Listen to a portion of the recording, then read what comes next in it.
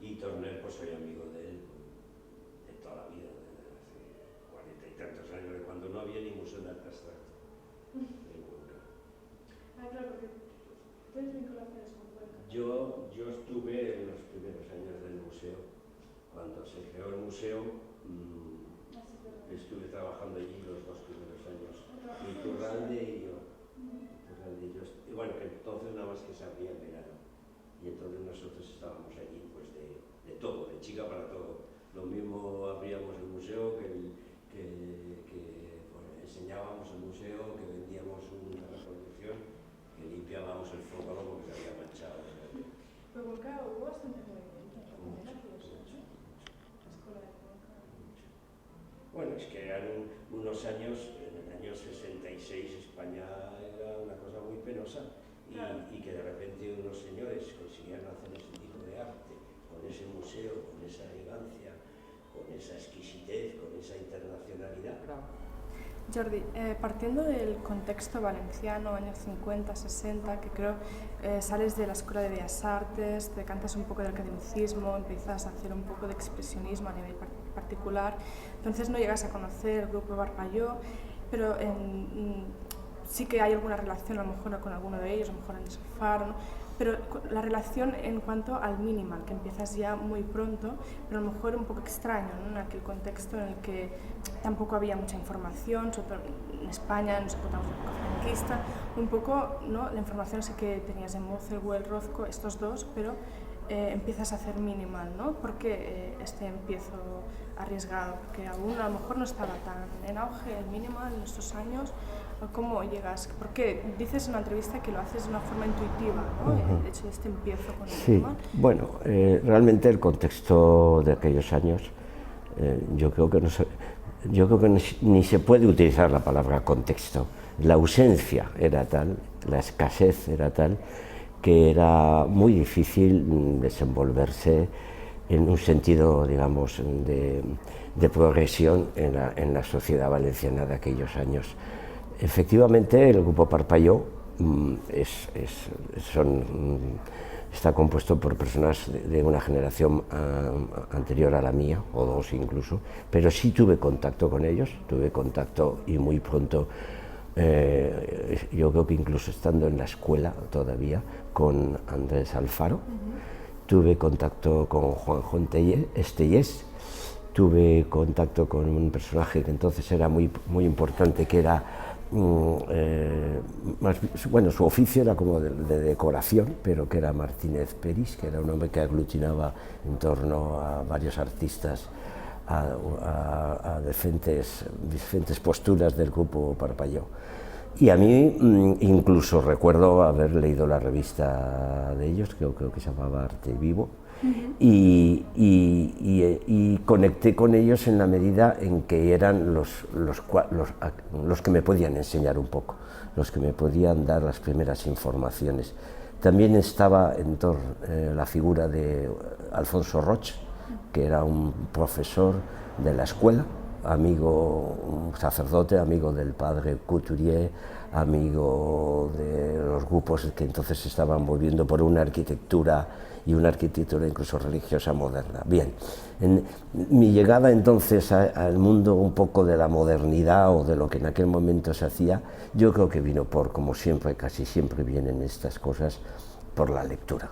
Es decir, yo buscaba lecturas, buscaba mis lecturas, buscaba mis revistas, las pocas que entonces se podían encontrar, y de una manera intuitiva, como casi siempre cuando se es joven, pero también de una manera, en cierto modo, controlada y dirigida a través de las lecturas, me acerqué a la pintura del exterior, a la pintura del expresionismo abstracto norteamericano, o a la pintura de movimientos de vanguardia francesa de aquella época, que estaba muy en conexión también con este movimiento de arquitectura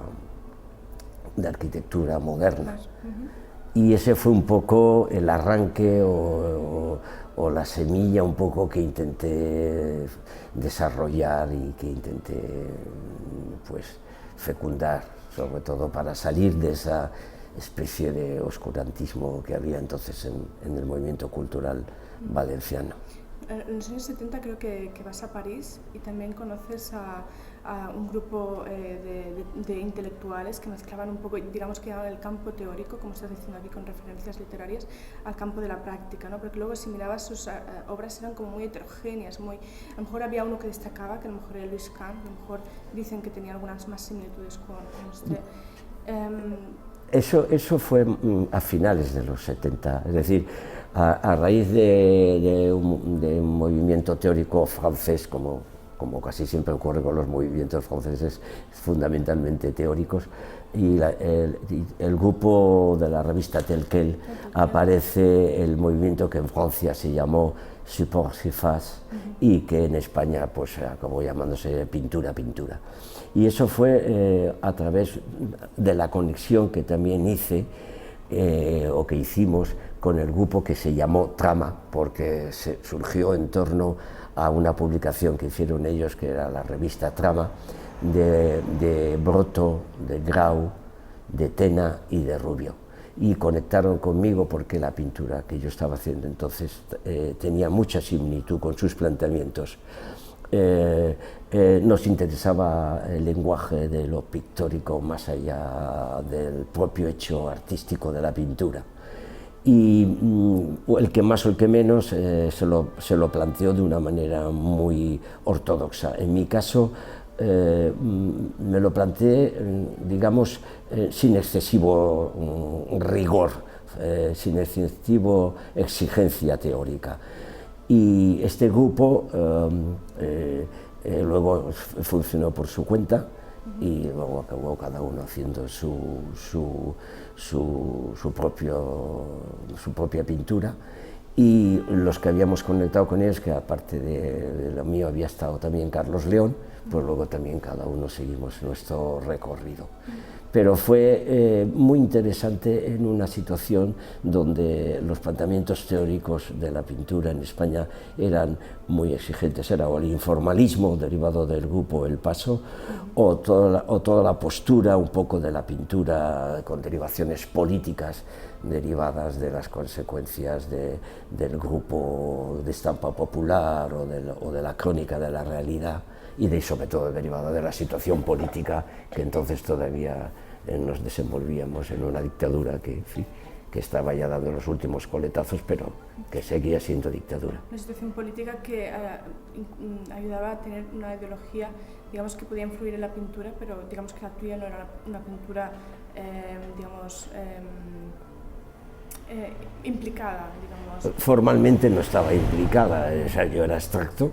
El hecho de ser abstracto ya supuso para mí una diferenciación en Valencia. En Valencia la pintura abstracta prácticamente no tiene historia. Bueno, no es cierto, la tiene porque está un artista como Eusebio Sempere, por ejemplo, que todos sabemos que fue un pionero, aunque en la vertiente de tipo cinética o de tipo op, pero la tradición del arte valenciano no va por la abstracción, no ya solamente la histórica, sino la de los últimos décadas.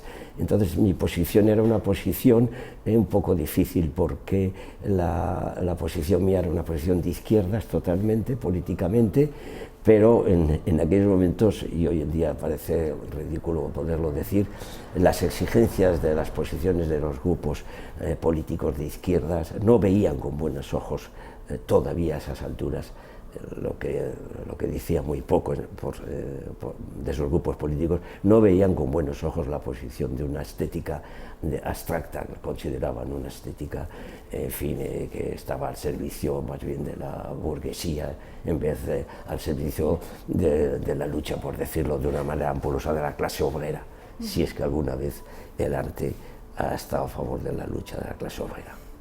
El concepto de la abstracción también lo empiezas un poco a digerir con las lecturas de Wilhelm Wöhringer, ¿no? Que habla un poco de la abstracción de una forma muy premonitora, ¿no? Digamos, es una referencia. Claro, el libro de Wöhringer,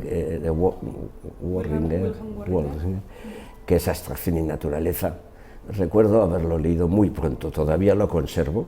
Ese libro lo leí en el año 62, en una editorial, en una edición del Fondo de Cultura Económica, y es un libro que lo leí porque nos lo aconsejó precisamente la persona que antes citaba, que era don Alfonso Roig, que era profesor en la escuela, que era el único profesor que tenía en aquellos años un viso de modernidad.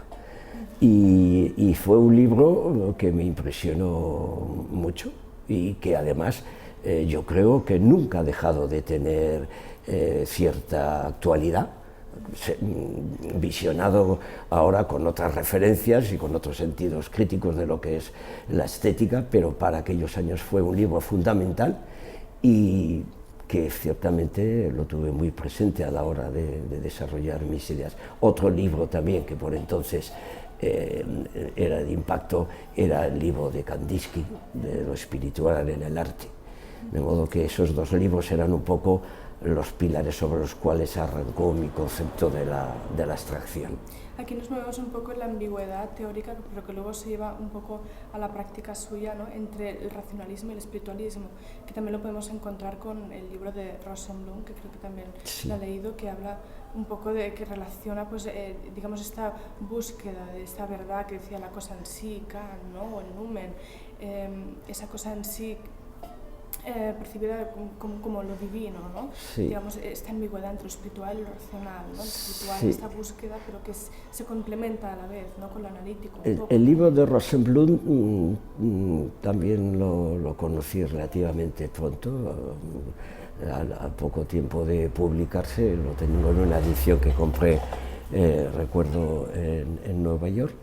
Y lo que fue una teoría que nos interesó mucho en la medida en que relacionaba ese concepto de la naturaleza, sobre todo con toda experiencia de los pintores de lo que se ha llamado del Hudson, de la ribera del Hudson, los pintores norteamericanos, cómo seguía luego a través de otro pintor pionero con respecto a los americanos como es Milton Havery, y acababa llegando a la abstracción pura, a la abstracción, digamos, más vaciada, y en la medida que más vaciada, posiblemente más espiritual, como podía ser, o como puede ser, y de hecho es la de Rothko. En esa medida mi evolución ha ido desprendiéndose de los conceptos, digamos, objetivos o de la naturaleza. La naturaleza casi nunca me ha interesado como provocadora de mi quehacer artístico, y me he ido acercando mucho más a ese concepto de... La palabra siempre resulta un poco delicada decirla, ese concepto de la espiritualidad, y últimamente creo que la palabra más adecuada sería de lo sagrado en el arte. Hoy en día se está tratando otra vez mucho todo este tema, las referencias a posiciones cercanas, como puede ser la teología negativa o lo apofático, enlazan muy bien con esta pintura, sobre todo la mía de los últimos años, donde la ausencia, la carencia de elementos, el vaciado de presencia hace que la pintura se aproxime a una posición, digamos, sacralizada de lo que es la visión de la estética, ¿no?, en el arte. Concepto que hoy en día incluso se transforma pese a los medios. No podemos dejar de pensar en un artista tan técnico y con un medio tan presente como es el vídeo, como es Bill Viola, como su posición es una posición de pintura absolutamente reflexiva hacia lo sagrado. Tal vez incluso otro artista tan técnico y tan tan necesario de la técnica para su expresión, como es nada menos James Turrell, como también sus referencias acaban siendo referencias hacia lo sagrado. Véase pues su volcán, sus montañas o sus espacios vaciados, que donde solamente la luz, una determinada luz, no la luz física, sino un concepto de la luz, hace que nos acerquemos a posiciones de estas que estamos comentando. En particular del arte, que parece que nunca nos podemos desligar de él. Creo que no, creo que la motivación del arte es lo sagrado, llámese Cuevas de Altamira, llámese ausencia o mejor dicho, la negación o la no presencia de hoy en día, de la actualidad, del Dios, ¿no? De un Dios. Jordi, se dice que en los 70 vuelves a la pintura. El año 1973 viajas a Nueva York y conoces a Matisse por primera vez, ¿no? Pero antes sí que habías conocido a Motherwell por catálogos. Es como un proceso inverso, ¿no? Empiezas por el minimal, pero luego empiezas con el action painting también. Eso podemos ver el resultado aquí del minimal, del action, de esa ambigüedad que estábamos contando, ¿no? Estas pinturas que vemos aquí es un poco el resultado de todo esto, ¿no? Bueno, Matisse realmente lo conozco en París, lo que pasa es que los cuadros que hay en Nueva York, en el MoMA, de Matisse, pues son unos cuadros extraordinarios, cuadros muy significativos, y que han creado una gran influencia en la pintura, por ejemplo, abstracta. Por ejemplo, está el cuadro de la lección de piano, cuadro que, por ejemplo, Rothko le interesaba mucho y le gustaba mucho, o está el cuadro de l'Atelier Rouge, un cuadro que además yo he trabajado muchas veces sobre ese concepto, sobre esa especie de ausencia de objetos y de elementos en la pintura, y en el cuadro del Atelier Rouge pues es patente esa intención. Bien, entonces es a la vuelta de mi estancia de 2 años o 3 años en Nueva York, cuando por circunstancias desde personales hasta conceptuales o intelectuales, tengo una aproximación, un acercamiento a una pintura más informalista, con unas referencias, digamos, a lo que pudiera ser el concepto del paisajismo. Es decir, aparecen cuadros donde claramente hay una horizontal, en una parte superior e inferior, con una referencia a cielo y tierra o cielo y mar. Hay movimientos de la pincelada del brazo, de la mano, que son referencias de tipo de naturaleza vegetal, aunque nunca aparece ningún elemento figurativo. Y eso posiblemente supone un cambio en la medida en que también mi vida cambia. Vengo a vivir a Madrid y hay una serie de transformaciones que se producen, que responden también a las transformaciones que se producen en la pintura.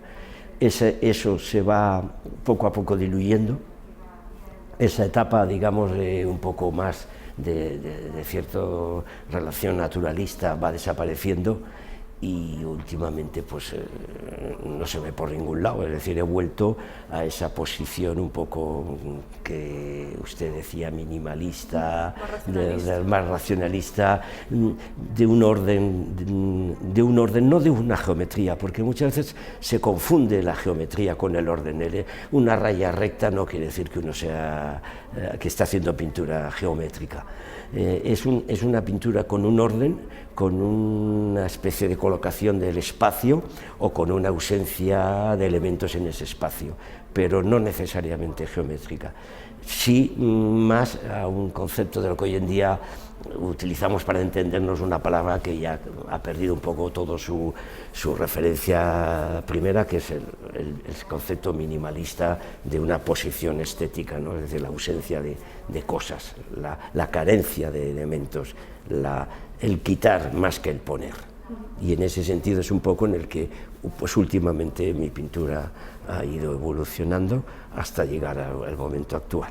Una ausencia, una ausencia que incluso se muestra en el color, es decir, el color empieza a desaparecer. Cuando empiezas otra vez con las monocromías. Exacto, empiezo con las monocromías, y donde me da pie esa monocromía a que solamente el espacio o el vacío, con muy pocos elementos, se ordene en esa monocromía, hasta llegar pasando por colores muy referenciales, como puede ser el amarillo, con todas las connotaciones que un color como el amarillo tiene, o el rojo, que utilizó en algunos cuadros deliberadamente un rojo y un amarillo obvio, o hasta llegar al momento actual donde hay una presencia muy definitiva y muy acentuada y provocadora del negro.